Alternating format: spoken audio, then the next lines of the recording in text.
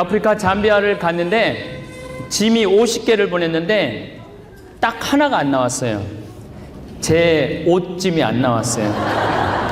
그래서 찾을 줄 알았더니 못 찾아서 지금 8일째 이 옷만 입고 있는 거예요. 제가 지금 8일째. 예. 그래서 예수님께서 어디 먼 길 갈 때 2벌 가지고 가지 말고 1벌만 갖고 다녀라. 그거를 제가 실천을 안 하니까 하늘에서 그냥 이렇게 낚아채 가신 것 같아요. 그래도 옷 1벌로도 8일을 이렇게 지내는데 아무 불편함이 없더라고요. 냄새는 좀 나지만은 그래서 요즘 아주 여러 가지로 제가 묵상을 많이 하고 있습니다. 우리말에 이런 말이 있죠. 사람 위에 사람 없고 사람 밑에 사람 없다. 그런 말 하죠. 언제 우리가 그런 말 하죠? 내가 사람 취급 못 받을 때. 이거 봐. 사람 위에 사람 없고 사람 밑에 사람 없어. 똑같은 사람끼리 왜 무시해? 그러잖아요. 근데 요즘 한국 사회를 보면은 돈이 좀 있고 권력이 있는 사람은 돈 없고 권력 없는 사람을 너무 쉽게 무시하는 것 같아요. 그런 문화가 꽉 배 있는 것 같아요. 한국 사회 안에. 우리 부관장 신부가 로마 유학을 갔는데 처음에 식당에서 쫓겨났대요. 왜냐하면 식당에 앉아갖고 아저씨 이걸 하도 불러갖고 쫓겨났대요. 웨이터를 하도 불러갖고 그 주인이 와서 정중하게 얘기하더래요. 당신 같은 사람한테는 음식 팔고 싶지 않다고. 여기 여러분들 밴쿠버에서 살아보시면은 어떻게 우리나라 식당은 좀 다르지만은 미국 캐나다 사람들이 운영하는 식당에 가갖고 막 아줌마하고 안 부르잖아요. 어떻게 하죠? 올 때까지 기다리잖아요.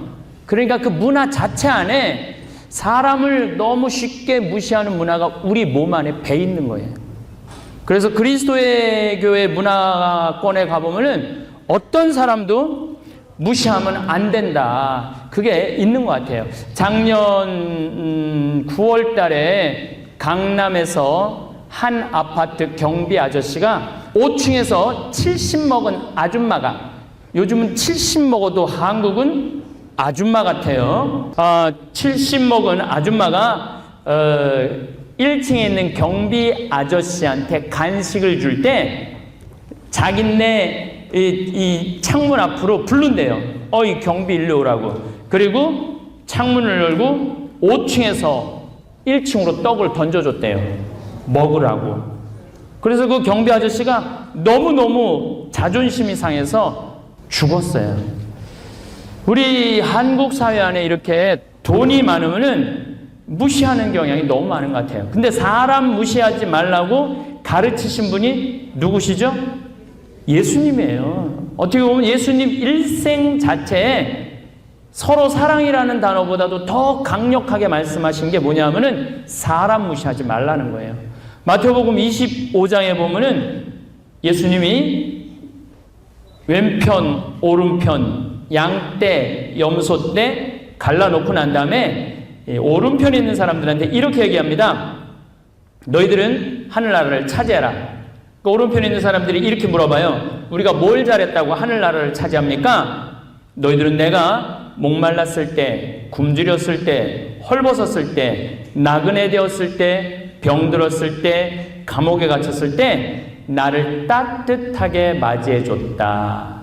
주님, 우리가 언제 그랬습니까? 예수님 뭐라고 말씀하시느냐면 너희 중에 가장 보잘것없는 사람 하나에게 해준 것이 곧 나에게 해준 것이다.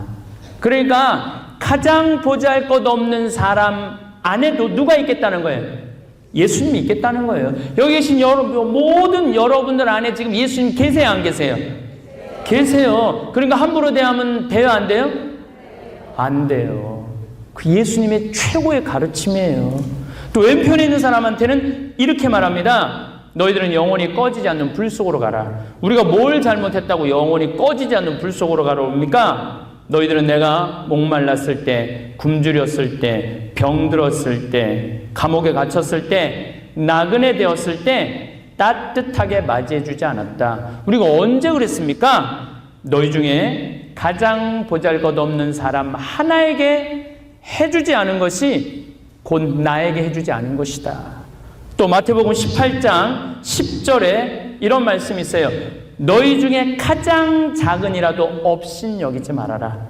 왜? 그의 수호천사가 하늘에서 하느님의 얼굴을 뵙고 있다.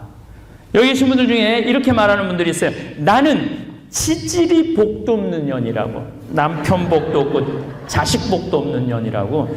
그 지질이 복도 없는 년도 수호천사 한 분씩이 다 따라 붙는다는 거예요. 그 수호천사 언제 제일 많으냐? 여러분들이 성체 영화로 나올 때 수호천사가 다 따라 나온다는 거예요. 그래서 어떤 수호천사는 얼굴이 밝아. 그분은 자기가 모시는 분이 일주일을 행복하게 산 거야. 근데 어떤 수호천사는 얼굴이 어두워. 왜 그러냐면은 일주일 동안 미움과 분노 속에서 산 거야. 그러니까 여기 계신 여러분 모든 분들 수호천사가 다 한 분씩 있는 거야. 그러니까 귀중해요, 안 귀중해요? 귀중한 거예요. 그러니까 함부로 대하지 말라는 거. 어느 누구도.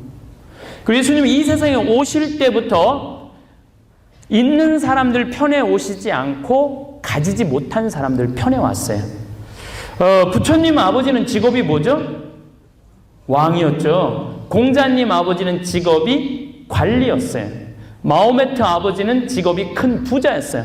예수님 아버지는 직업이 뭐였죠? 예수님 아버지는 내가 알기로는 직업이 하느님으로 알고 있는데 예수님 양아버지 직업은 뭐죠? 목수였어요. 2000년 전에 나자렛이라는 조그만 동네에 목수 정도였다면 하루에 2끼 정도 먹을 수 있었다고 그래요. 처음부터 가난한 사람들 편에 오셨던 거죠. 또 예수님 활동하시면서 주로 누구하고 지냈느냐 하면 앞 못 보는 사람, 듣지 못하는 사람, 말하지 못하는 사람, 또 코가 문드러져도 자기 코가 문드러지지도 모르는 나환자, 몸 파는 여자, 이런 사람들과 예수님은 먹고 마시고 놀았다고 그래요. 저는 신약성서, 구약성서 통틀어 제일 제가 좋아하는 구절이 이 구절이에요. 먹고 마시고 놀았다. 너무너무 이 성서 구절만 들으면요, 막 가슴이 막 터져나갈 것 같아요. 먹고 마시고 놀았다. 이 얘기만 들으면은. 여러분들 저하고 나름대로 뭐 유튜브를 통해서 또 방송을 통해서 많이 저하고 친숙하시죠? 그렇다고 하더라도 저하고 먹고 마시고 놀진 않잖아요. 여러분들 주위에 있는 사람들 중에 먹고 마시고 놀 수 있는 사람이 몇 명이나 될 것 같아요? 보통 친하지 않으면 못하는 거예요. 보통 친하지 않으면 먹고 마시고 노는 일은 거의 안 하는 겁니다. 아주 살 안에 있는 나하고 가장 친한 사람하고 먹고 마시고 노는 거예요. 또 여러분들 사람하고 먹고 마시고 놀 때 그 사람하고 친하게 될 수 있는 가장 좋은 방법은 뭐예요? 먹고 마시고 노는 거예요. 근데 예수님은 그들과 먹고 마시고 놀았다는, 이게 얼마나 가슴 설레는 얘기인데요. 예수님 이 세상에 오셔서 여러분들 이렇게 가르치지 않고 그냥 같이 먹고 마시고 논 거예요. 그것처럼 좋은 복음이 어디 있어요? 저도 87년도에 군대 가기 전에 1년 동안 시각 장애자들하고 먹고 마시고 놀은 적이 있어요. 같이 살면서. 내가 그분들하고 살면서 여러분들 살아가면서 가장 힘든 게 뭐냐 그러니까 다 바로 나와요. 내 몸으로 난 자식 얼굴을 못 보는 거. 그게 가장 힘들대요. 여러분들 애 낳았을 때 예뻐요, 안 예뻐요? 막 손가락, 발가락 너무 신기하잖아요. 그래서 막 입으로도 먹어보고 빨아도 보고 막 별짓을 다 하잖아요. 걔는 아무것도 안 하는데 그냥 부모가 별짓을 다 하잖아요. 걔는 아무것도 안 하는데, 그리고 그냥 눈에 티만 들어가도 막 비벼내고 불어달라고 그러는데 나한테 그래요. 시부님, 이만한 애를 눈에 넣어도 안 아프대잖아. 눈에 넣어도 안 아프대. 이만한 걸 눈에 넣어도 얼마나 좋으면은. 그런데 그들은 그런 기쁨이 없는 거예요. 그런 기쁨. 내 자식이 어떻게 생겼는지를 모르는 거예요. 또 도봉산 성당에서 초대를 했어요. 근데 갔는데 상다리가 부러지게 차려놨어요. 근데 나한테 그러는 거예요. 학사님, 우리는 이렇게 상다리가 부러지게 차려놔도 아무 소용이 없다는 거예요. 무슨 소리냐 그러니까 보여야지 골라 먹지 않느냐. 보여야지. 그러니까 옆에서 고등어 들어갑니다, 두부 들어갑니다, 멸치 들어갑니다, 그래야지 아는 거예요. 여러분들 지금 여러분들이 음식을 엄마가 막 김치찌개를 끓여놔서 바글바글, 그거 보면 어때요? 눈으로 먹잖아요. 눈으로 벌써 먹잖아요. 이게 눈으로 먹는 기쁨이 얼마나 큰데요. 참 너무너무 맛있는 게 있어. 그럼 뭐라 그래? Mouth is watering 그러잖아요. 군침이 돈다 그러잖아요. 군침이. 근데 시각장애자들은 군침이 안 도는 거예요. 군침이. 여러분들이 얼마나 행복한 분들인데요. 그래서 이 눈으로 볼 수 있는 게, 그래서 제가 눈 하나 갈아 끼는데 1억이 든다는 게 괜히 나온 말이 아니야. 그분들하고 살아보면서 여러분들이 뭐가 지질이 복도 없긴 뭐가 지질이 복도 없어. 지금 눈으로 온 세상을 다 보고 있는데. 그런데 제가 그분들하고 살면서 정말 애환을 느낄 수가 있었어요. 이 옛날에 수원, 인천에서 전철이 서울까지 왔다 갔다 했어요. 그럼 시각장애자들은 어떻게 하냐? 바구니를 들고 전철에 다니면서 어두운 밤에 깜깜한 이러고 지나가면은 우리가 500원, 1000원씩 줬어요. 그럼 도봉역이나 창동역에서 서울, 거기 시각장애자들이 많이 모여 사는데 딱 내리면은 도둑놈들이 따라다니다 그걸 낚아채 가는 거예요. 그때가 제일 속상하다는 거야. 그때가. 그래서 누굴 데리고 나가냐면은 5학년, 6학년, 중학교 1학년 된 애들을 데리고 나가는 거예요. 근데 얘네들은 이게 죽기보다 싫은 거예요. 왜냐하면은 수원서부터 엄마 손잡고 왔다가 창동이나 도봉역에 오면은 누구를 만나느냐 하면 같은 반 친구를 만나는 거. 전철 안에서. 얼마나 걔네들이 살기가 힘들겠어요. 근데 이게 같이 먹고 마시고 놀지 않으면 모르는 거예요. 근데 예수님은 이 세상에 오셔서 그들을 단순히 불쌍하다고 동정한 게 아니야. 그들과 먹고 마시고 놀면서 마지막 날 제자들의 발을 씻어주고 난 다음에 하신 말씀이 뭐냐면, 내가 너희들을 사랑하였듯이 너희도 서로 사랑해라. 이게 마지막 계명이에요. 근데 요즘 한국 사회를 보면은요, 예수님이 그렇게 말씀하고 가신 적이 없는 것 같아.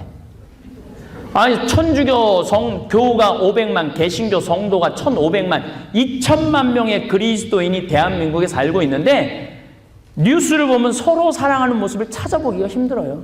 예수님이 이렇게 말씀하시고 하고 가신 것 같아. 너희들 될 수 있는 한 서로 괴롭혀라. 그렇게 말씀하고 가신 것 같아요. 작년 4월 6일 날 윤승주 일병이 군대 간 지 4개월 만에 선임 4명이 괴롭혀서 결국은 기도가 막혀서. 근데 윤승주 일병을 어떻게 괴롭혔느냐 하면은 치약 한 통을 다 짜서 강제로 먹였다는 거예요. 동료 병사가 침을 바닥에 뱉고 그걸 먹으라고 그러고, 냉동 음식을 입에다 강제로 집어넣고 얼굴을 때리고 마대자루로 온몸을 때리고, 그리고 밥알이 다시 튀어나오면 그걸 다시 삼키라고 그러고 핥아서. 결국은 이 친구는 뱉지도 삼키지도 못하고 기도가 막혀서. 근데 윤승주 일병은 군대 가기 전에 전액 장학생이었어요. 그리고 과 대표였고. 이렇게 멀쩡한 대한민국의 젊은이가 인간 이하의 취급을 받고 죽었죠. 그래서 군대를 개혁한다고 난리가 났어요. 요즘 대한민국 군대는 여러분들 선후임이 같이 한 내부만을 안 써요. 입대 동기들끼리 한 방을 써요. 괴롭히지 못하게 하려고. 그리고 매일 카톡으로 애 상태를 올려요. 매일.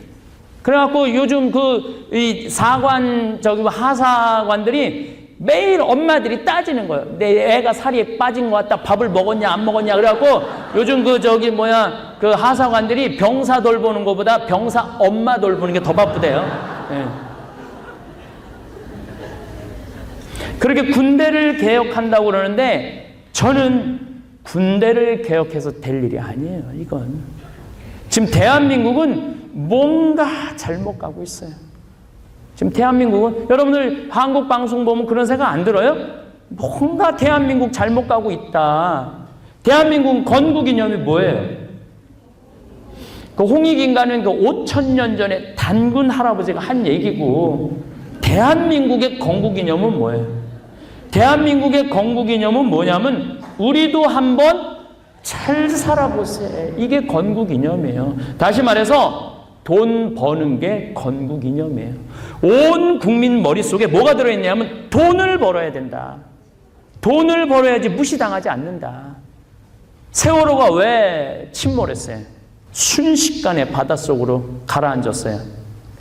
평형수라고 배 균형을 잡아주는 물을 담아야 되는데 4분의 4를 담아야 되는데 4분의 1밖에 안 담은 거예요. 4분의 3은 짐 실은 거예요. 뭐 실은 거냐면 돈 실은 거, 돈. 생명하고 상관없어. 돈 벌면은 돈에 미친 거죠. 돈이면 무슨 짓이든 다 하는 거예요. 이게 지금 대한민국의 건국 이념이에요. 제가 보기에는 너무 안타까워요. 더 높은 가치가 있는데, 핀란드라는 나라는 건국 이념이 뭐냐면 나눔이야, 나눔. 핀란드는 스웨덴의 지배를 500년 받아요. 러시아의 지배를 100년을 받아요. 그래서 다른 나라의 지배를 600년을 받아요. 2차 세계대전 끝나고 난 다음에 독립을 했어요. 이 민족한테는 한이 된 거야. 그래서 우리 민족 이제 같이 이 나라를 어떻게 꾸려나갈 것이냐 회의를 했어요. 이 나라는 경제 발전이 아니었어요. 이 나라는 건국 이념이 뭐냐면 콩알 한 쪽이라도 나눠 먹자, 이제 우리 민족끼리. 그래서 이 나라는 처음부터 나누기 시작했어요. 근데 지금 국민소득 6만 7만 달러 됐는데 지금도 나누고 살아요. 이 나라는 초등학교, 중고등학교 전액 무상교육이에요. 근데 더 놀라운 건 대학도 전액 무상교육이에요. 그리고 모든 대학생들한테 책 사볼 돈이 없을까 봐 모든 대학생들한테 한 달에 용돈을 줘요. 43만 원씩. 그리고 석 박사도 공짜예요. 이렇게 석 박사 하기까지 공짜로 시키려면 어떻게 해야 되죠? 세금을 많이 내야 되잖아요.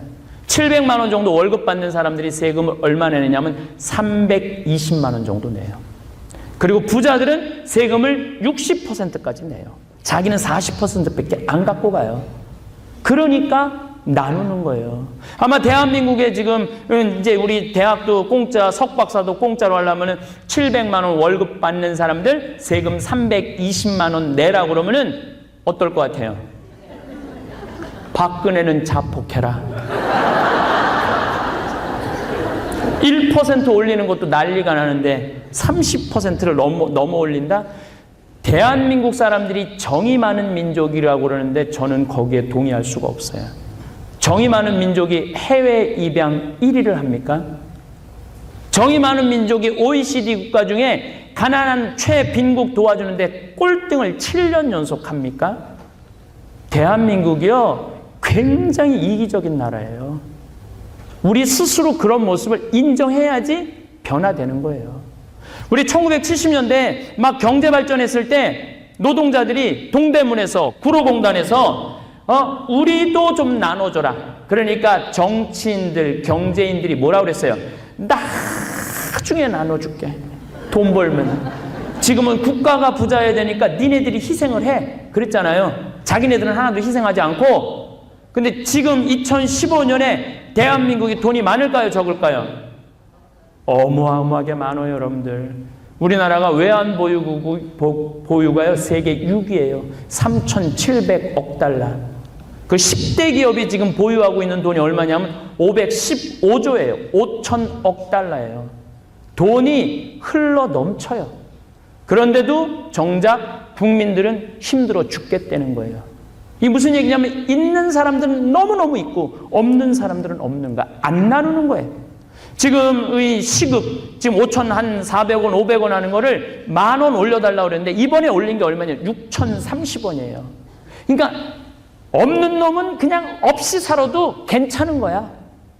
그게 그렇게 중요한 게 아니야, 한국 사회에서는. 없는 사람들의 인권이 중요한 게 아니에요. 무시당해도 되는 거죠. 나중에 나누긴 뭘 나중에 나눠요. 끝까지 못 나누는 거예요. 나중에 나눈다는 사람. 내가 성당 질 때도 부자들한테 가서 신축금 하라고 그러면 뭐라고 그래? 신부님, 나중에 봉헌할게요. 언제 봉헌해? 언제?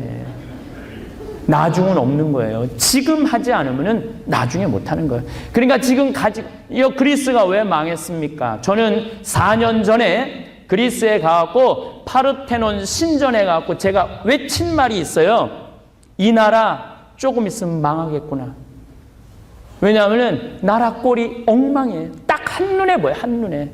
일하는 사람 없고 전부 길거리에 나 앉아있고 그 다음에 연금 내놓으라고 그러고 버는 돈은 없고 부자들은 세금 다 빼돌리고 망할 수밖에 없는 거죠. 왜 핀란드, 네덜란드 이런 나라들이 건강하게 살아요? 부자들이 세금을 많이 내기 때문에 건강한 거예요. 그 돈으로 어려운 사람 도와주고 나중에 나누는 건 없는 거예요. 제가 많은 강의 때 이렇게 얘기합니다. 여러분들 여행은 가슴이 떨릴 때 가야지 다리가 떨릴 때 가면 안 됩니다. 가려면 지금 가십시오. 지금 애 휴학시키고 지금 가십시오. 그러면은 이렇게 얘기합니다. 신부님 말이 좋아 그렇지 애들 대학 공부시켜야 되고 결혼을 시켜야 되고 할 일이 얼마나 많은데 그거 다 하고 나중에 가겠습니다. 그런 분은 못 가요. 지금 못 가는 분은 나중에 못 가요. 맛있는 것도 큰아들이 사줄래나 둘째 아들이 사줄래나 백날 기다리지 말고 그냥 지금 먹어라. 누구 돈으로? 내 돈으로. 지금 행복하지 않는 사람은 나중에도 행복할 수가 없어요. 지금 행복하지 않는. 여러분들 금 중에 제일 소중한 금이 뭐예요? 황금이에요? 소금이에요? 지금이에요. 지금 이 순간을 누릴 줄 모르는 사람은 백날 황금이 있고 뭐가 있어도 아무 소용이 없는 거예요. 아무 소용이 없는 거예요. 근데 대한민국은 이게 지상 최대의 과제가 뭐냐면 우리도 한번 잘 살아보세요. 돈을 벌어야 돼. 돈을 벌어야 되는데 우리가 뭐가 있어? 사우디아라비아는 석유가 너무 많이 나와갖고 아무것도 안 해도 국민소득이 7만 달러인데 캐나다는 지금 뭐 경제가 뭐 어쩌고 저쩌고 해도 이 석유만 팔아도 나무만 팔아도 100년을 먹고 살고 여러분들 샌드 오일이라는 게 이 캐나다에 가장 많아요. 언젠가는 그것도 이 캐나다 사람들을 먹여 살릴 거예요. 근데 우린 뭐가 있어요? 아무것도 없어. 우리는 돈을 벌으려면 뭐 땅이 넓어 지하 자원이 있어. 뭐밖에 없어? 머리밖에 없잖아요. 그러니까 엄마들이 애들한테 이렇게 얘기를 합니다. 이놈의 새끼야 커서 고생하기 싫고 행복하게 돈 벌고 살려면 공부 열심히 해. 우린 죽으나 사나 돈 벌으려면 뭐 해야 돼? 공부해야 돼. 그러니까 우리는 진리를 배우기 위해서 자기 능력을 개발하기 위해서 공부하는 게 아니에요. 돈 벌기 위해서 공부하는 거야. 얘가 그림을 너무 잘 그려. 이놈의 새끼야 그림이 밥 먹여줘. 공부를 잘해야지. 얘가 노래를 너무 잘해. 이놈의 새끼야 노래가 밥 먹여줘. 공부를 잘해야지. 공부 중에 뭘? 국영수를 잘해야지. 그래서 우리는 학교를 다니면 다닐수록 자기의 능력을 죽이는 교육을 하고 있는 거예요. 애가 잘하는 거를 시켜줘야 되는데 잘하는 건 아무 소용이 없어. 서울대학 들어가는데 노래, 공 차는 거, 그림 그리는 건 아무 소용이 없으니까 뭐를 잘해야 돼? 국영수를 잘해야 돼. 원래는 재능이 있었는데 나중에 고등학교 3학년 때 가면 바보 아니면은 1등밖에 없는 거예요. 근데 여러분들 정말로 1등이 행복할까요? 1등이 행복하진 않아요. 하버드대에서요 연구를 해봤어요. 40년 동안 정말로 하버드 대학 다니는 애, 중류대학 다니는 애, 초등학교도 못 나오는 애 40년을 쫓아가갖고 70살이 물어봤어요. 통계적으로 행복이 누가 행복했냐? 똑같대요. 초등학교 안 나온 애나 하버드 나온 애나 똑같다는 거예요. 어떤 생각을 갖고 살아가느냐가 중요한 것이지 1등이 중요한 건 아니에요. 저는 고등학교 다닐 때 전교 610명 중에 597등을 했어요. 제 뒤에 딱 13명이 있었어요. 13명. 근데 작년에 제가 고등학교 졸업한 지 30년 되는 해예요. 고등학교 졸업한 지 30년이 되면은 홈커밍 데이라는 행사를 한대요. 호텔에 고등학교 동창들이 다 모이는 거예요. 그래갖고 담임 선생님 모셔다가 절도 하고 누가 출세했는지 안부 묻고 누가 그때 찌질이가 잘 나갔는지 공부 잘하는 애가 정말로 성공했는지 이거 물어보는 행사래요. 저는 그런 게 있는지도 몰랐어요. 근데 내가 나온 고등학교는 현역 국회의원이 3명 있어요. 지금 전국의 고등학교가 3,000개가 뭐 몇천 개라는데 한 고등학교에 현역 국회의원이 3명 나와 있는 데는 없대요. 원유철이라는 사람도 우리 학교 선배래요. 나는 뭐 며칠 전에 알았어요. 네. 그리고 우리 시의 시장도 우리 학교 5년 선배래요. 근데 동창들이 그 행사를 쭉 하면서 초청 강사를 선정을 해야 되는데 우리 학교 졸업생 중에 누가 가장 훌륭하게 됐나 자기네들끼리 회의를 한 결과 그게 나래. 나.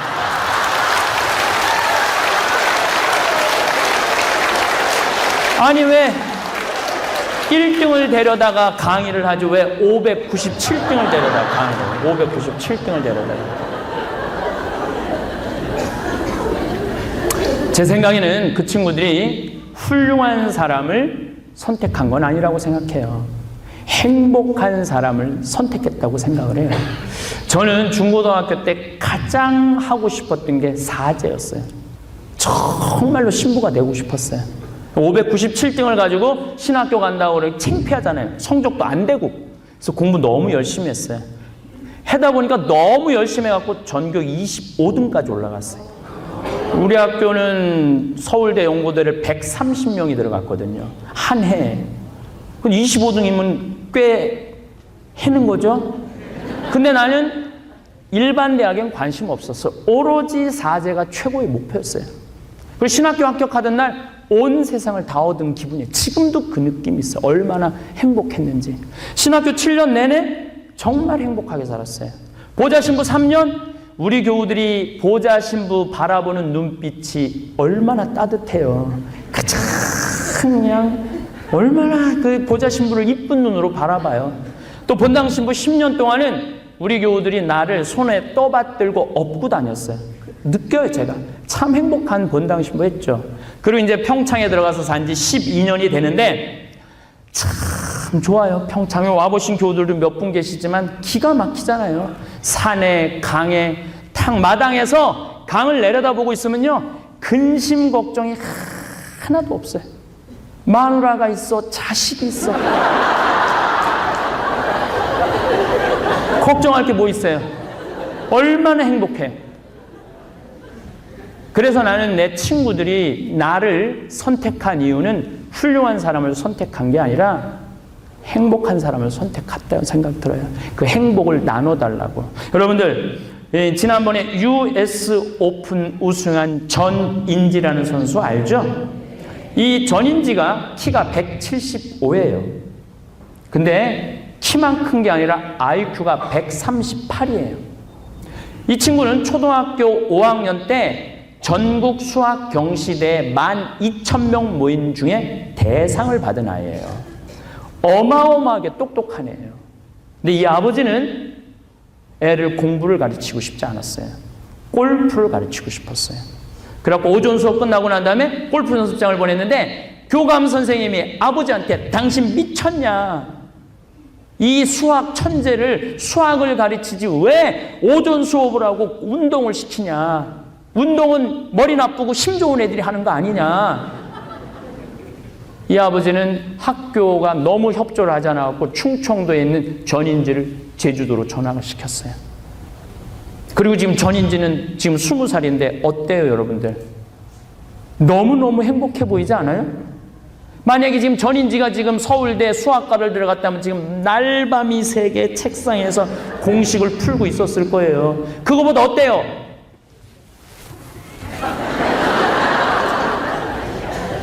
여러분들, 공부를 잘한다고 행복한 건 아니에요. 내 아이가 하고 싶은 일을 하는 게 행복한 거예요. 내가 하고 싶은 일을 하는 게 행복한 거예요. 근데 우리는, 대한민국 사람들은 아직까지 뭐가 머릿속에 박혀 있느냐 하면은 공부를 잘해야지 행복하다는 이 어처구니 밑도 끝도 없는 신앙이 있어요. 1등을 해갖고 어딜 들어가야 돼? 서울대학을 들어가야 돼. 죽으나 사나 서울대학, 그놈의 서울대학. 그러니까 이 임신을 하면은 이 하느님이 내 뱃속에 정말 귀한 생명을 줬다는 생각을 안 해요. 임신을 하는 순간 내 뱃속에 서울대학 C가 들어왔다고 생각해요. 그리고 C한테 글자 가르쳐요. 대한민국 대통령 박근혜 막 이런 거 써서 읽어줘요.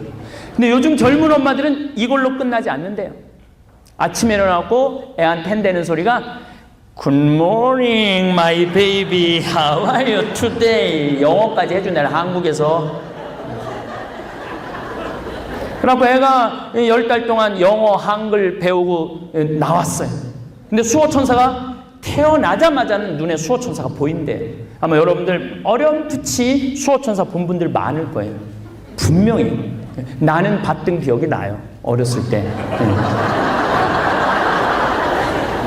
근데 수호천사가 얘기를 해줘요. 세상은 참 아름답단다. 산도 예쁘고. 여기 밴쿠버 와보니까, 아프리카 LA 갔다가 여기 지금 왔는데 밴쿠버 와보니까 우리 강원도 평창 같은 느낌이 들어가고 너무 좋았어요. 산도 예쁘고 강도 예쁘고 너무 예쁘단다. 이 1살짜리가 그래? 세상이 이렇게 이뻐? 아장아장 창가 쪽으로 기어가는데 이 마음 급한 엄마가 너 지금 그거 볼 시간이 어딨어? 그래갖고 창문에다가는 가나다라 마바 차타카타 딱 붙여놓는, 반대쪽 창문에는 ABC들 딱 붙여놓는 거야. 누워서 모빌이 돌아가는데 기역, 니은, 디귿, 리을이 돌아가는 거야. 기역, 니은, 디귿. 여러분들, 근데 발도르프 교육에서 아이한테 가장 하지 말아야 되는 게 머리맡에 모빌을 달아놓는 거 하지 말라는 거야. 발도르프 교육은 유네스코에서 가장 인간한테 좋은 교육이라고. 유엔에서도 마찬가지. 실리콘밸리에서도 구글, 애플 다 발도르프 교육을 시킵니다. 근데 이 발도르프 교육에서는 1살서부터 7살까지 유아의 놀 인권이 있다는 거예요. 애들은 태어나서 놀 인권이 있다. 그 인권을 빼앗지 말라는 거예요. 특히 애 머리맡에 모빌 달아놓지 말라는 거예요. 여러분 한번 생각을 해봐요. 하루 종일 숫자 놀이에, 글자 놀이에, 영어 놀이에 너무 지쳤어. 피곤해서 잤어. 한 7시간 잤어. 아, 좀 개운해. 아, 오늘 하루 새로 시작해볼까? 딱 떴는데 기역, 니은, 디귿, 리을이 돌아가요. 이런 애들을 추적을 다 해보니까 나중에 치약 한 통을 다 짜서 동료 병사를 머리 긁고 뛰는 거예요. 막 뛰어노는 애들, 스트레스 안 받는 애들은 커서도 심성이 밝은데 나는 그런 애들 수도 없이 많이 봐요. 수도 없이 많이 봐요. 작년 부산에서 초등학교 2학년 교실에서 이런 일이 벌어졌어요. 그 반이 전체 10개 반 중에 평균 점수 꼴등을 하는 거야. 담임선생님이 열받은 거죠. 애들한테 공약을 냅니다. 다음 중간고사에 만점 받는 애부터 밥 먼저 먹이겠다고. 그래갖고 22명 중에 4명이 만점을 받았어요. 그래서 선생님이 이렇게 얘기를 했어요. 너희들은 만점 맞았으니까 밥 먼저 먹어. 그리고 18명한테는 너희들 만점 못 받았으니까 얘네들 먹고 난 다음에 먹어. 이게 여러분들 교육이에요. 1등부터 꼴등까지 세워놓고 1등은 훌륭하고 꼴등은 안 훌륭하고. 진짜 행복한 나라는 어떤 나라냐면 1등도 행복하고 꼴등도 행복한 나라가 행복한 나라예요. 1등만 행복한 나라는 행복할 수가 없어요. 꼴등이 1등을 괴롭히거든요. 1등도 꼴등을 괴롭히고. 근데 선생님이 먼저 4명 밥 먹으라. 그러니까 시험 못 본 애들은 어떻게 했어요? 시험도 못 봤는데 밥도 나중에 먹으래. 얘네들이 심성이 이뻐질 것 같아요? 선생님이 이렇게 교육했다면 얼마나 좋았을까요? 18명한테 너희들 시험 못 봤으니까 먼저 밥 먹고 힘내서 다음 시험 잘 봐. 그리고 1등 4명한테, 공부 잘한 4명한테 너희들은 양보해. 그랬다면 너무나 훌륭한 교육이었을 거예요. 근데 사실은 이 18명은 나중에 먹으라고 해도 별로 신경 안 쓰는 애들이에요. 내가 해봐서 알아요. 성적에 신경 쓰는 애들은 공부 잘하는 애들이 신경 쓰는 거예요. 거기서 학교에서 뭐 그러거나 말거나 행복하게 있다가 집에 가갖고, 집에서만은 집에서 혼자 먹을 수 있잖아요. 엄마한테 성적표 주고 행복하게 밥을 먹고 있어.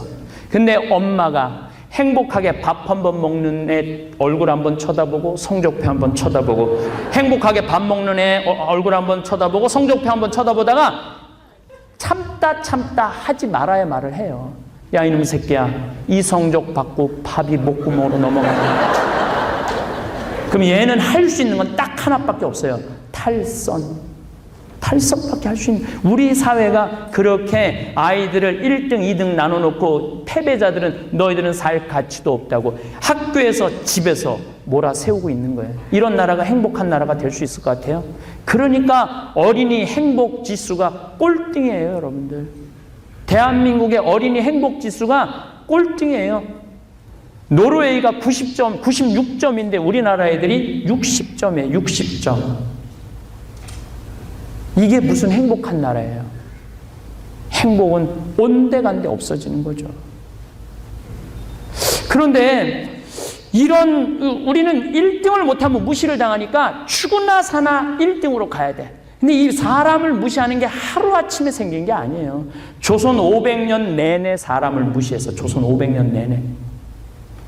여러분들 조선시대 양반은 10%, 평민은 20%, 노비가 70%. 18세기 초기에는요, 80%까지 노비였어요. 80%. 그러니까 노비들은, 평민들은 성도 없었어요. 봄에 태어나면 3월이, 4월이, 춘삼이, 춘월이에요. 이름이 어디 있어요? 성이 어디 있어, 성이. 양반들만 성이 있었어요. 1800년 정조 임금이 죽고 난 다음에 순조, 헌종, 철종, 고종. 근데 얘네들이 몇 살에 왕이 되냐면 8살, 10살, 18살. 철종 같은 경우는 개똥이라고 불러다고 나무하다가 올라가고 왕이 된 사람이에요. 고종도 마찬가지지만 나라 꼴이 엉망이었어요. 그러니까 삼정이라는 게 세금이 문란이 오면서 1850년서부터 노비들이 무슨 짓을 하느냐, 짓이 아니지. 우리가 이렇게 고통을 겪고 사람 취급 못 받는 것은 족보가 없어서 그렇다. 족보가. 그래서 이때부터 족보를 돈 주고 몰락한 양반들한테 쫓아가고 우리 이름 좀 떠줘라. 성 좀 붙여달라. 그래갖고 족보를 사기 시작해요. 근데 귀양살 족보, 우리도 한번 왕성으로 들어가 보자. 그래갖고 전부 산 게 김씨, 이씨, 박씨로 다 뛰어들어간 거예요. 그래갖고 우리나라 김씨가 1100만이에요, 김씨가. 그 다음에 이씨가 720만, 박씨가 420만이에요. 그래서 김씨, 이씨, 박씨가 2300만이에요. 5천만 중에 세성이 2300만이에요. 여러분, 이게 말이 돼요? 미국은 가장 흔한 성이 스미스, 존, 윌리엄이야. 3%예요. 3%. 얘네들은 이름도 너무 편안하게. 아버지가 대장장이면 그냥 스미스예요. 괜찮아, 스미스. 아버지가 군인이야. 그럼 윌리엄이야. 아버지가 목수야. 카펜터야. 타이거 우주, 숲속의 호랑이 아니에요. 그냥 생긴 대로 짓는 거, 생긴 대로. 자기 생긴 대로. 얼마나 좋아요. 내가 잠비아에 갔더니 이름이 도요타가 있더라고. 잠비아, 거기 우리 잠비아 사람들 왜 걔가 도요타냐니까 도요타에서 났대, 차에서. 그래서 도요타래, 도요타. 슈가, 거기 수도가 루사카야. 루사카도 있어요, 이름이 루사카. 일본은요, 대나무 숲에서 태어났으면 다 깨다야. 들판에서 태어났으면 다 낚아야, 다 낚아. 일본은 성이 30만 개예요. 우리는 286개인데. 다시 말해서 우리는 개성이 없는 거예요. 개성이 없는 거예요. 남성 다 따라가는 거예요. 그러니까 내가 보니까 김씨, 이씨, 박씨들은 문제가 많은 성이야.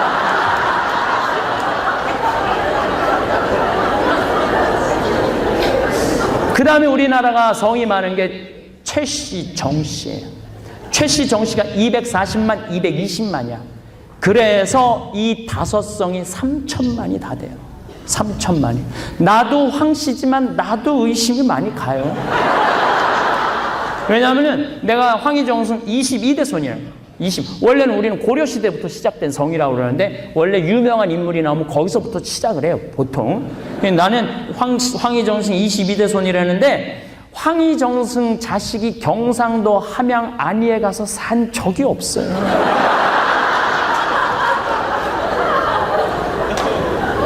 그런데 여러분들 황씨든 이씨든 정씨든 성이 뭐가 그렇게 중요해요? 지금의 내가 중요한 거 아니에요? 이 인간 자체가 중요한 거 아니에요? 우리는 이 인간 자체를 존중하는 문화가 없는 거예요. 누군 내 집 뼈다귀 자식이어야 된다. 몇 대 손이다. 이게 얼마나 우리를 조그맣게 만드는지 몰라요. 이게 얼마나 우리의 눈을 멀게 만드는지 몰라요. 그래서 한국 사회를 보면은요, 사람을 귀하게 여기지 않아요.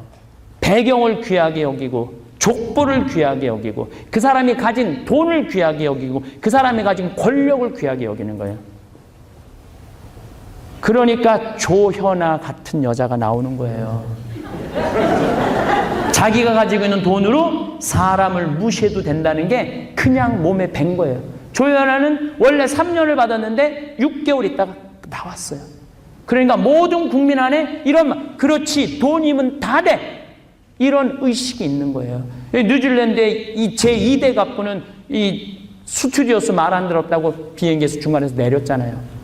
근데 우리는 술 취한 부사장이 사무장을 내리게 하는 이 문화가 아무것도 아닌 것 같아도 우리 마음 안에 얼마나 사람을 무시하는 게 몸에 배 있는지 한눈에 볼 수 있는 거예요. 대한민국은 사람을 존중하는 문화를 세우지 않으면 대한민국은 행복할 수가 없어요. 요즘 우리 사회를 보면 마음이 무겁습니다. 언제부터인가 돈이 모든 것을 판단하는 기준이 되었습니다. 사람의 가치도, 성공의 척도도, 행복의 정도도 모두 돈으로 매기는 세상이 되었습니다. 우리가 젊었을 때만 해도 그렇지 않았습니다. 물론 가난했지만 이웃과 정을 나누고 어려운 사람을 도우며 서로 의지하며 살았습니다. 아궁이에서 나는 연기 냄새를 맡으며 저녁 준비를 하는 이웃집 생각을 하고 누군가 아프면 온 동네가 발을 동동 구르며 걱정했습니다. 그런데 지금은 어떻습니까? 돈 없는 사람은 무시당하고 가난한 것이 죄인 양 여겨지는 세상이 되었습니다. 이 옆집에 누가 사는지도 모르고 같은 아파트에 살면서도 서로 얼굴도 모르는 채 살아갑니다. 이런 차가운 세상이 과연 우리가 꿈꾸던 풍요로운 사회였을까요? 오늘날 우리 사회에서는 사람을 만나면 가장 먼저 묻는 질문이 어디 사세요? 강남에 산다고 하면 대우가 달라지고 변두리에 산다고 하면 시선이 달라집니다. 아파트 평수로 사람을 판단하고 자동차 브랜드로 그 사람의 능력을 가늠합니다. 젊은 사람들은 더욱 심합니다. 연봉이 얼마인지, 어느 회사에 다니는지로 상대방을 평가합니다. 대기업에 다니면 성공한 사람이고 중소기업에 다니면 실패한 사람으로 여깁니다. 돈을 많이 벌면 능력 있는 사람이고 적게 벌면 노력이 부족한 사람으로 여깁니다. 돈이 그 사람의 인격이나 됩니다. 결혼할 때도 마찬가지입니다. 상대방의 인품이나 성격보다는 재산이나 직업을 먼저 따집니다. 사랑보다는 조건을 따지고 마음보다는 계산을 앞세웁니다. 결혼정보회사에서는 노골적으로 연봉과 재산을 기준으로 사람을 등급화합니다. 친구들과의 모임에서도 누가 어떤 차를 타고 왔는지, 누가 어떤 브랜드 옷을 입었는지가 화제가 됩니다. 예전에는 서로의 안부를 묻고 가족 이야기를 나누며 정을 나누었는데 이제는 자랑거리를 늘어놓기 바쁩니다. 더욱 안타까운 것은 사회적 약자들을 바라보는 시선입니다. 길거리에서 구걸하는 사람을 보면 게으르다, 노력하지 않는다며 손가락질합니다. 그 사람이 어떤 사연이 있는지, 어떤 아픔을 겪었는지는 관심도 없습니다. 그저 돈이 없다는 이유만으로 사람 취급을 받지 못합니다. 청소하는 분들, 경비하는 분들을 마치 투명인간 취급합니다.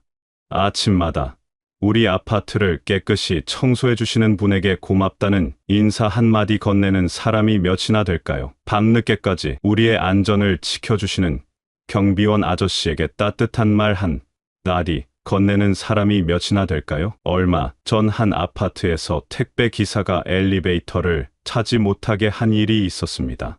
같은 사람인데 하는 일이 다르다고 해서 차별을 받는 것입니다. 그 택배 기사도 누군가의 아버지이고 누군가의 남편일 텐데 말입니다. 이것이 과연 옳은 일입니까? 음식점에서 서빙하는 분들에게 반말하며 짜증내는 손님들을 자주 봅니다. 음식이 조금 늦게 나오거나 실수가 있으면 마치 하인을 꾸짖듯이 대합니다. 그분들도 우리와 똑같은 사람인데 왜 그렇게 대할까요? 돈을 벌기 위해 우리는 많은 것을 잃었습니다. 가족과 함께하는 시간, 친구들과의 정다운 만남, 이웃과의 따뜻한 관계를 모두 포기했습니다. 부모는 자녀에게 공부 열심히 해서 돈 많이 벌어야 한다고 말합니다. 인성 교육이나 예의 범절보다는 성적이 우선입니다. 남을 배려하는 마음, 어려운 사람을 돕는 마음보다는 경쟁에서 이기는 것이 중요하다고 가르칩니다. 직장에서도 마찬가지입니다. 동료는 친구가 아니라 경쟁 상대입니다. 서로 도우며 함께 발전하는 것이 아니라 남을 밟고 올라서야 성공할 수 있다고 생각합니다. 정직하고 성실하게 일하는 것보다는 요령을 부리고 줄을 잘 서는 것이 중요하다고 여깁니다. 돈을 벌기 위해서라면 남을 속이거나 해치는 일도 어쩔 수 없다고 생각합니다. 양심보다는 이익을, 정의보다는 손해를 따지는 사회가 되었습니다. 거짓말을 해서라도 이익을 취하고 약속을 어겨서라도 손해를 피하려 합니다. 요즘 사람들은 남의 아픔을 공감하지 못합니다. 내 일이 아니면 관심도 없고 도움을 청해도 외면합니다. 지하철에서 노인분이 넘어져도 스마트폰만 들여다보고 길에서 쓰러진 사람이 있어도 그냥 지나갑니다. 혹시 도움을 주다가 누명을 쓸까봐, 귀찮은 일에 휘말릴까봐 모른 척합니다. 한국전쟁 때 어려운 시절을 겪었던 우리는 남의 아픔을 내 아픔처럼 느꼈습니다. 이웃이 굶으면 우리도 굶었고 누군가 아프면 함께 걱정했습니다. 한 집에서 잔치가 있으면 온 동네가 함께 기뻐했고 초상이 나면 온 동네가 함께 슬퍼했습니다. 그런데 지금은 어떻습니까? 옆집에 누가 사는지도 모르고 아파트 같은 층에 살면서도 인사 한번 나누지 않습니다. 이웃집에서 무슨 일이 일어나는지도 모르고 알려고 하지도 않습니다. 각자 살기 바쁘다는 핑계로 서로에게 무관심합니다. 어떤 사람은 몇 년 동안 혼자 살다가 죽었는데도 이웃들이 모르고 지나간 경우도 있습니다. 이런 일이 과연 사람 사는 세상에서 일어날 수 있는 일입니까? 나이 든 분들을 대하는 젊은 사람들의 태도도 문제입니다. 버스에서 자리를 양보하지 않는 것은 기본이고 반말을 하거나 무시하는 경우도 많습니다. 노인분들이 느리다고 짜증내고 말이 안 통한다고 화를 냅니다. 우리가 젊었을 때는 어른을 만나면 반드시 인사를 했습니다. 어른이 말씀하시면 끝까지 들었고 함부로 말대꾸하지 않았습니다. 어른의 경험과 지혜를 존중했습니다. 하지만 지금은 나이가 많다고 해서 무조건 존경받아야 한다는 생각이 구식이라고 여깁니다. 직장에서도 마찬가지입니다. 돈을 많이 버는 사람에게는 깍듯이 대하지만 그렇지 않은 사람에게는 함부로 대합니다. 상사라도 뒤에서는 나쁜 말을 하고 동료라도 이익이 되지 않으면 외면합니다. 사람을 사람으로 보지 않고 돈벌이 수단으로 보는 것입니다. 가족 간의 관계도 달라졌습니다. 부모를 모시는 것을 짐으로 여기고 형제 간에도 돈 문제로 싸웁니다. 부모님이 돌아가시면 유산을 두고 다투고 제사도 번거롭다며 간소화하거나 아예 지내지 않습니다. 예전에는 가족이 하나로 뭉쳐서 어려움을 이겨냈습니다. 형이 동생을 돌보고 자식이 부모를 모시는 것이 당연했습니다. 가족 중 누군가 어려움에 처하면 다른 가족들이 도왔습니다. 가족은 운명 공동체였습니다. 하지만 지금은 각자 살기 바쁘다며 가족마저 외면합니다. 부모님이 아프셔도 병원에 모시고 가기 어렵다며 미룹니다. 형제들끼리도 명절에나 한 번씩 얼굴을 보고 평소에는 연락도 잘 하지 않습니다. 자녀들은 부모를 ATM처럼 생각합니다. 돈이 필요할 때만 연락, 평소에는 관심도 없습니다. 부모님의 생신이나 결혼기념일도 까먹고 안부 전화도 귀찮아합니다. 이런 모습을 보면 마음이 아픕니다. 마트에서 일하는 중년 여성에게 반말하며 짜증내는 손님들을 자주 봅니다. 계산이 조금 늦거나 포인트 적립에 실수가 있으면 마치 큰 잘못을 저지른 것처럼 소리를 지릅니다. 그분들도 누군가의 어머니이고 누군가의 아내일 텐데 말입니다. 음식점에서 서빙하는 분들을 마치 하인처럼 대하는 모습도 흔합니다. 손가락으로 가리키며 물을 달라고 하고 반찬을 더 달라고 큰 소리로 부릅니다. 음식이 조금 늦게 나오면 빨리 안 라며 화를 냅니다. 아파트 경비실에서 택배를 받으면서도 고맙다는 인사 한마디 없이 당연하다는 듯이 받아갑니다. 경비원 아저씨가 우리를 위해 밤늦게까지 일하신다는 생각은 하지 않습니다. 그저 돈을 받고 하는 일이니까 당연하다고 생각합니다. 병원에서도 간병인을 대하는 태도가 문제입니다. 24시간 환자를 돌보는 간병인에게 이것저것 시키면서도 고맙다는 말 한마디 없습니다. 간병인도 가족이 있고 자신의 삶이 있는데 그런 것은 생각하지 않습니다. 학교에서도 돈 있는 학생과 없는 학생을 구분 짓습니다. 비싼 학교 가져오지 못하면 소외시키고 학원을 많이 다니지 못하면 뒤처진다고 여깁니다. 선생님들조차 학부모의 사회적 지위에 따라 학생을 다르게 대하는 경우가 있습니다. 학부모들도 마찬가지입니다. 담임 선생님에게 비싼 선물을 주면서 내 아이만 특별히 봐달라고 부탁합니다. 다른 아이들은 상관없, 내 아이만 잘 되면 된다고 생각합니다. 학원에서는 더욱 노골적입니다. 비싼 반에 다니는 학생들에게는 더 신경을 쓰고 그렇지 않은 학생들은 소홀히 대합니다. 돈을 많이 낸 학부모에게는 자주 연락하여 상담하지만 그렇지 않은 학부모에게는 관심이 없습니다. 이런 환경에서 자란 아이들이 어떻게 될까요? 돈이 모든 것을 해결해준다는 잘못된 생각을 갖게 됩니다. 노력보다는 돈이 중요하다고 배웁니다. 병원에서도 돈에 따라 치료받는 수준이 달라집니다. 비싼 병실을 쓰는 환자에게는 친절하지만 일반 병실 환자에게는 차갑게 대합니다. 의료진들의 태도부터 다릅니다. 특실을 쓰는 환자에게는 자세히 설명하고 친절하게 대하지만 일반 병실 환자에게는 대충 설명하고 빨리 끝내려고 합니다. 같은 병을 치료하는데도 받는 서비스가 다릅니다. 약국에서도 비싼 약을 사는 손님에게는 친절하지만 값싼 약을 사는 손님에게는 시큰둥합니다. 건강보험 환자보다는 실비보험 환자를 더 좋아합니다. 이런 현실을 보면 의료진들도 사람을 치료하는 것이 아니라 돈을 버는 것이 목적인 것 같습니다. 환자의 생명과 건강보다는 수익이 우선인 것입니다.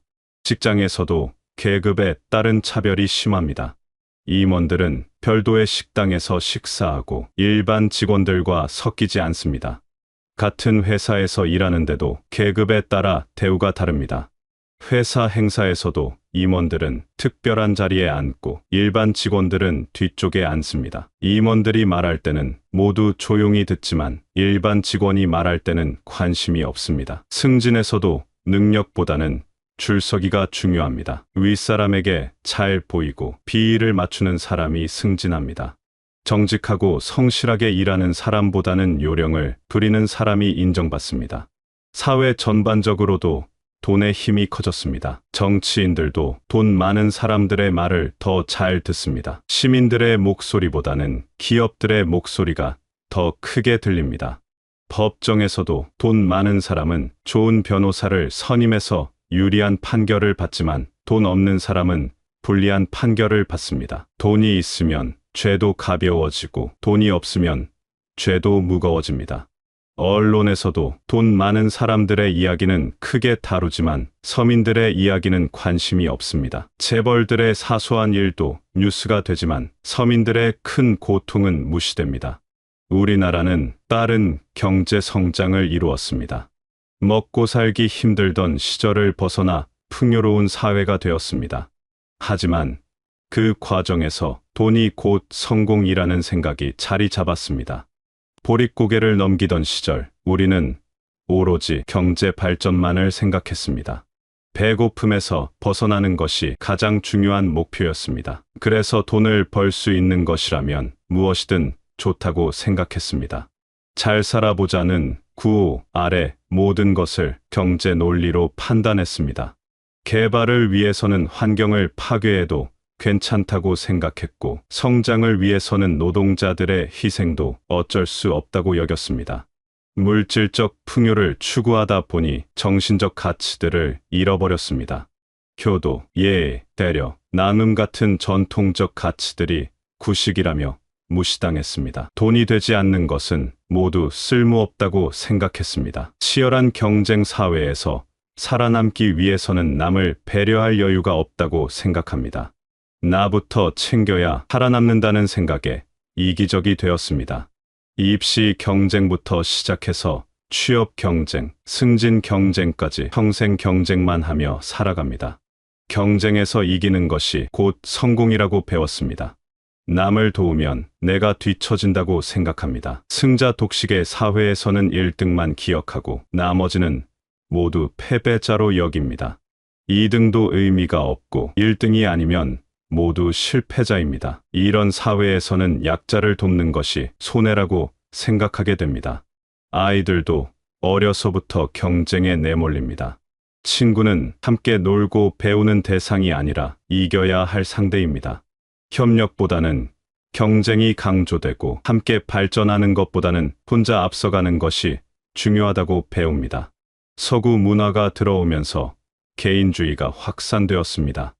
개인의 권리는 중요하지만 공동체 의식은 약해졌습니다. 내 일만 신경 쓰고 남의 일은 관심 없다는 태도가 일반화되었습니다. 예전에는 마을 공동체가 있었습니다. 온 마을이 하나의 가족처럼 지냈습니다. 누가 어려우면 모두가 도왔고 누가 기쁘면 모두가 함께 기뻐했습니다. 개인의 문제가 곧 공동체의 문제였습니다. 하지만 지금은 개인의 권리만 강조합니다. 내 권리는 중요하지만 내 의무는 외면합니다. 사회에 대한 책임은 지기 싫어하면서 사회로부터 받는 혜택은 당연하다고 생각합니다. 핵가족이 되면서 가족 간의 유대감도 약해졌습니다. 대가족 시절에는 할아버지, 할머니로부터 인생의 지혜를 배웠습니다. 어른들을 공경하고 어린이들을 사랑하는 것을 자연스럽게 배웠습니다. 하지만 지금은 그런 교육의 기회가 없습니다. 물질만능주의가 우리 사회 전반에 퍼져 있습니다. 돈으로 살 수 있는 것만 가치 있다고 생각합니다. 사랑, 우정, 신뢰, 존경 같은 것들은 돈으로 살 수 없지만 그런 것들을 중요하게 여기지 않습니다. 텔레비전에서도 부자들의 이야기만 나옵니다. 어떻게 하면 돈을 벌 수 있는지, 어떻게 하면 성공할 수 있는지만 관심이 있습니다. 인간적인 감동이나 진정한 행복에 대한 이야기는 찾아보기 어렵습니다. 연예인들도 돈 많이 버는 것이 성공의 척도입니다. 좋은 연기나 노래보다는 얼마나 많은 광고를 찍고 얼마나 많은 돈을 버는지가 화제가 됩니다. 예술성보다는 상업성이 우선입니다. 스포츠에서도 마찬가지입니다. 운동선수들의 실력보다는 연봉이 화제가 됩니다. 팀워크나 스포츠 정신보다는 개인의 몸값이 중요합니다. 돈으로 살 수 없는 것들이 훨씬 많습니다. 가족의 사랑, 친구의 우정, 이웃의 따뜻함은 아무리 돈이 많아도 살 수 없습니다. 진정한 사랑은 조건이 없습니다. 상대방이 돈이 많든 적든, 지위가 높든 낮든 상관없이 그 사람 자체를 사랑하는 것입니다. 한 사람의 진정한 가치는 그가 얼마나 많은 돈을 가졌느냐가 아니라 얼마나 많은 사람을 사랑했느냐에 달려 있습니다.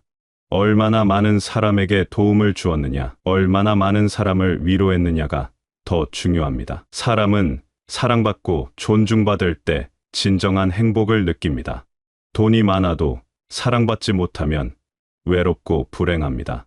반대로 돈이 적어도 사랑받고 존중받으면 행복할 수 있습니다. 존중은 상대방의 인격을 인정하는 것입니다. 그 사람의 직업이나 재산에 관계없이 한 사람의 인간으로서 대우하는 것입니다. 모든 사람은 존중받을 권리가 있습니다. 우리는 혼자서는 살 수 없습니다. 농부가 기른 쌀을 먹고 공장에서 만든 옷을 입고 다른 사람들의 도움으로 살아갑니다. 청소하는 분, 경비하는 분, 배달하는 분들이 모두 우리 삶에 꼭 필요한 사람들입니다. 이런 분들을 무시하고 차별하는 것은 나 자신을 무시하는 것과 같습니다. 모든 일에는 귀천이 없고 모든 사람은 똑같이 소중합니다.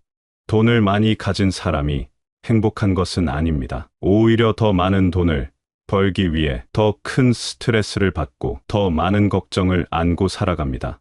진정한 행복은 나눔에서 옵니다. 어려운 사람을 도울 때, 슬픈 사람을 위로할 때, 외로운 사람과 함께할 때 우리는 진정한 기쁨을 느낍니다. 먼저 모든 사람을 귀하게 여겨야 합니다. 그 사람이 어떤 일을 하든 얼마나 많은 돈을 벌든 상관없이 한 사람의 인격체로 존중해야 합니다. 마트에서 일하는 분에게도 고맙다고 인사하고 택배 기사에게도 친절하게 대하고 청소하는 분에게도 반갑게 인사합시다. 작은 관심과 배려가 세상을 따뜻하게 만듭니다. 가장 가까운 가족부터 사랑하고 존중합시다. 부모님께 안부를 묻고 자녀들과 대화하고 형제자매와 연락하며 지냅시다. 가족 모임을 소중히 여기고 명절에는 함께 모여 정을 나눕시다. 가족이 화목해야 사회도 화목해집니다. 우리 주변에는 도움이 필요한 사람들이 많습니다. 혼자 사는 노인분, 장애가 있는 분, 어려운 형편의 가정들이 있습니다. 이런 분들에게 관심을 가지고 도움을 줍시다. 크고 거창한 것이 아니어도 됩니다. 안부를 묻고 말벗이 되어주고 작은 도움을 주는 것만으로도 큰 힘이 됩니다. 우리가 지금 누리는 모든 것들이 당연한 것은 아닙니다. 많은 사람들의 노력과 희생이 있었기에 가능한 것입니다. 이런 것들에 감사하는 마음을 가져야 합니다. 매일 아침 일어나서 건강하게 하루를 시작할 수 있음에 감사하고 가족이 있고 집이 있고 밥을 먹을 수 있음에 감사합시다. 돈이 전부가 아닙니다. 돈보다 소중한 것들이 훨씬 많습니다. 사랑, 존중, 배려, 나눔, 감사 같은 가치들이 우리 삶을 풍요롭게 만듭니다. 우리 시대를 살아온 시니어들은 이런 가치들을 잘 알고 있습니다. 어려운 시절을 겪으면서도 서로 도우며 살아온 경험이 있습니다. 이제 우리가 앞장서서 이런 가치들을 다음 세대에게 전해 주어야 합니다. 젊은 사람들에게 돈보다 중요한 것이 무엇인지 보여주고 사회적 약자들을 따뜻하게 대하는 모습을 보여줍시다. 우리부터 변화하면 사회도 조금씩 변화할 것입니다. 모든 사람이 존중받고 사랑받는 사회, 약자도 당당하게 살 수 있는 사회, 돈이 아닌 인간성으로 평가받는 사회를 만들어 갑시다. 그것이 우리가 후손들에게 물려줄 수 있는 가장 소중한 유산입니다. 이 인생의 끝자락에 서서 되돌아보면 결국 남는 것은 돈이 아닙니다. 내가 사랑한 사람들, 내가 도운 사람들, 내가 나눈 따뜻한 마음들이 남습니다. 이런 것들이야말로 진정한 인생의 가치입니다. 오늘부터라도 주변 사람들을 더 따뜻하게 대하고 어려운 사람들에게 관심을 가지며 사랑과 존중의 마음으로 살아갑시다. 그것이 우리가 할 수 있는 가장 의미 있는 일입니다.